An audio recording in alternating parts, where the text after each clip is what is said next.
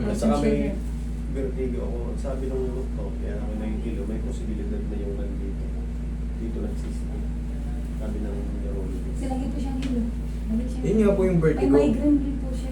Nagsabay na. Ang migraine kasi walang hilo pero masakit ang ulo natin. Yan ang migraine. Pero yung vertigo naman, kunyari galing ka sa upuan, bigla kang tayo. Galing ka sa higa. Pag bigla kang umupo, Hilo pa rin. hilo. Mag-aantay muna ng mga ilang segundo o isang minuto para mag-cool down. Yun ang vertigo. Saka yung balakang Yeah, din yun. para maano natin, hindi, sige, kaya natin lahat dyan. I-reset. Pati balakang mo. Hindi mo kalito. Lingo mo sa kabila. Sige, upo. Upo.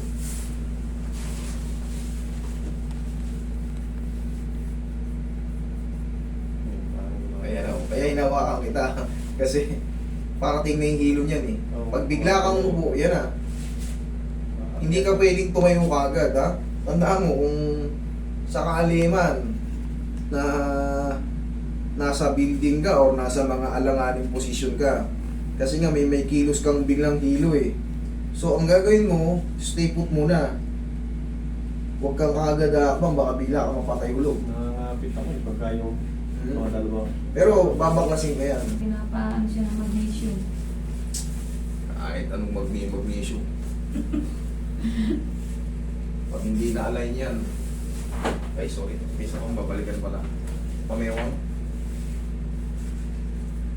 Sige, tigas yung siko ko kung sa akin. Siko. Yo. Nakita rin namin si Tayo ka, Victor, lagi namin itong pinapanood.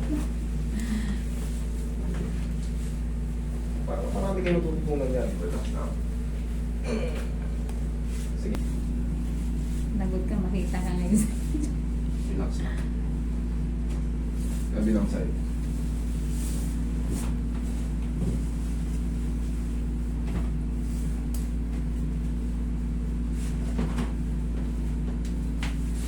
Tapakan yan. Matakot. Pag hindi ka nakasakay ng aeroplano, Uwi lang. bangka. Pabilihan kita ng bangka. Hanggang buhol. Total, may bagyo. Lalakihan mo na yung layag para mabilis. Malasa.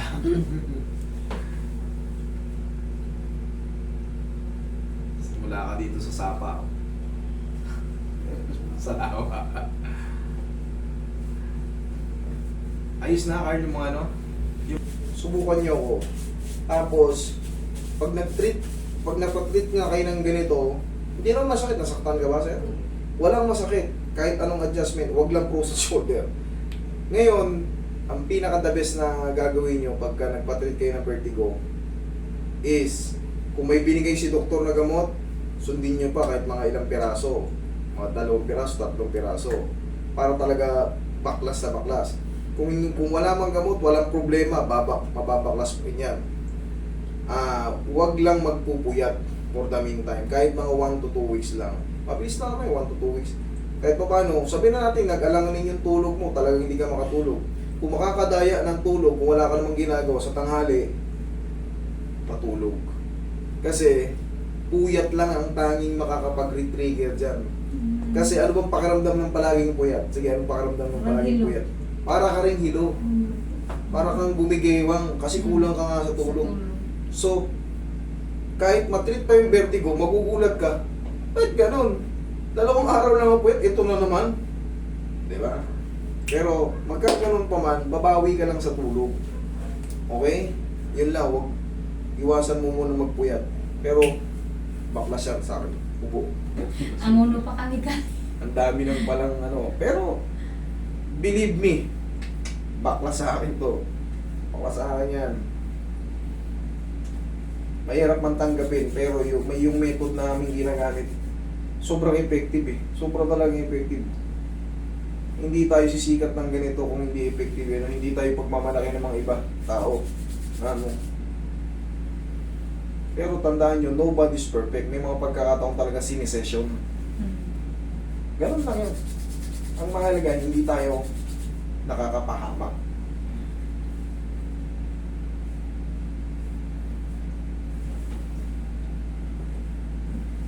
O, higa ka ulit.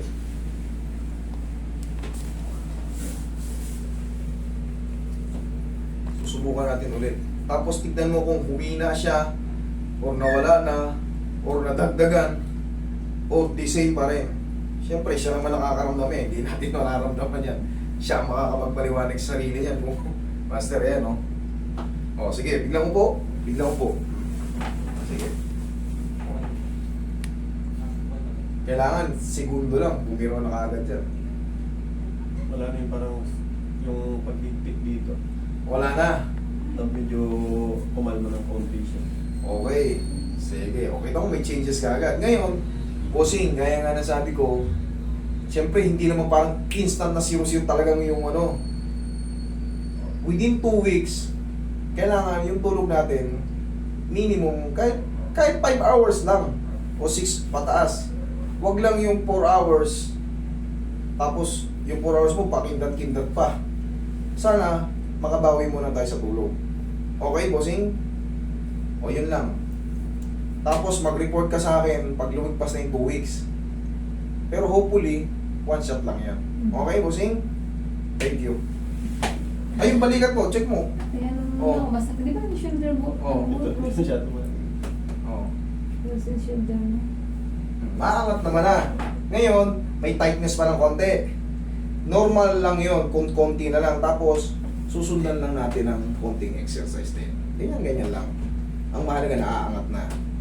Okay, yan lang. Tapos, pau. Okay? Thank you.